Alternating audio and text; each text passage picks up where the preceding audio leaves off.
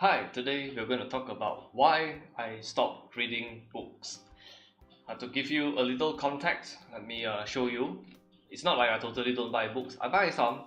Okay, so just to show, I mostly buy books written by the author Robert Kiyosaki. He's most known for the book Rich Dad Poor Dad. So I'm not only buying one of his book, I buy quite a bit. All right. His second book, Cash Flow Quadrant. Now, if anybody asks me, what do I recommend? I recommend this. But I will also say, there's a reason why I do not recommend reading books nowadays. Third book in the series, Guide to Investing, Rich Dad Guide to Investing, Retire Young, Retire Rich. The rest I can't remember the order, honestly, and I'm too lazy to look them up. Before you quit your job, Increase Your Financial IQ. Here there's a bookmark. I don't even know whose bookmark is this. Another title, Who Took My Money? Okay, by buying so many books, somebody took my money. All right, this is one of his more recent ones, and this is probably the last book I bought from him. Unfair Advantage. This is part of the Rich Dad series. So all of the books which I mentioned back in the day, I read cover to cover. Means I really read and finished the entire book. This is probably his only book which I bought, but I did not finish because I just can't understand it. The Real Book of Real Estate. I just can't understand it. That was few years ago. I'm not sure when I bought it, to be honest.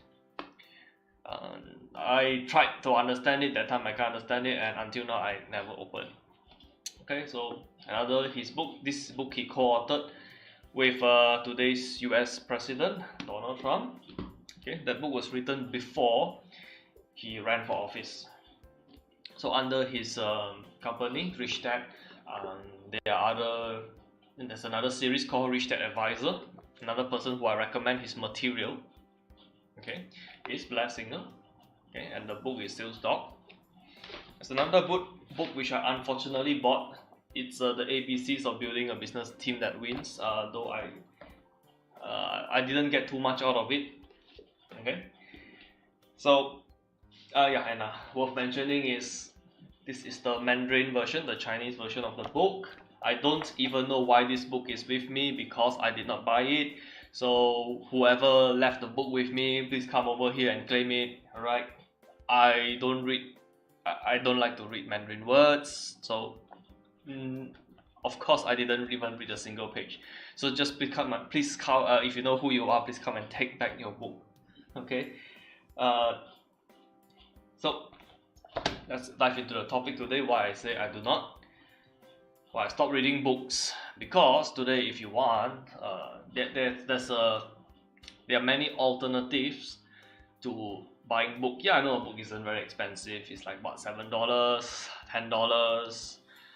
Today, if you want to read a book, there are alternatives such as you go to YouTube. Somebody already have a summary of the book. Okay, Rich Dad Poor Dad summary. Under 10 minutes, you get the essence of the book. Pretty good. And if you really want, there's audiobook where people can read it to you. So what I recommend is if you want to, if you are doing, if you are driving, you are commuting every day from to work 1 or 2 hours, this is a good opportunity to just play a few chapters. Okay, so audiobooks and podcasts are better for that purpose, which is what I really believe books are obsolete. There's so many different ways to learn nowadays. When I say I stopped reading books, I don't mean I stopped learning. In fact, I think compared to those days, I learned more. I spend more time learning, but I do not read books. Okay, so what are the places do I recommend if you want to learn something? First is YouTube. YouTube has, you want to learn anything, almost anything, you can learn it from YouTube. All right, I kind of learned cooking from YouTube. Okay, so far so good. Okay, of course I'm doing very, very basic stuff, so nothing to brag about. But if you want to learn, let's say you say, YouTube is no substitute for a college degree. I think I beg to differ. Let's say how to build a website. Okay, how to build a website in 2018, 24 easy steps. After 90 minutes, I'll show you how to build a website. Alright, how to program. Okay, how to program in C#. I don't even know C#. Okay, so there are so many things you can learn here. Okay, you just need to master the skill of knowing how to choose a good teacher, how to choose an instructor. And after picking a few instructors, you have a good idea. But for those who prefer a more structured program, I would like to introduce you two of these websites. Okay, I know there are many. I know there are many learning sites. It's just I personally upload my courses to Udemy and Skillshare. Okay, so yeah, full disclosure, I do upload my stuff here. I do sell my stuff here.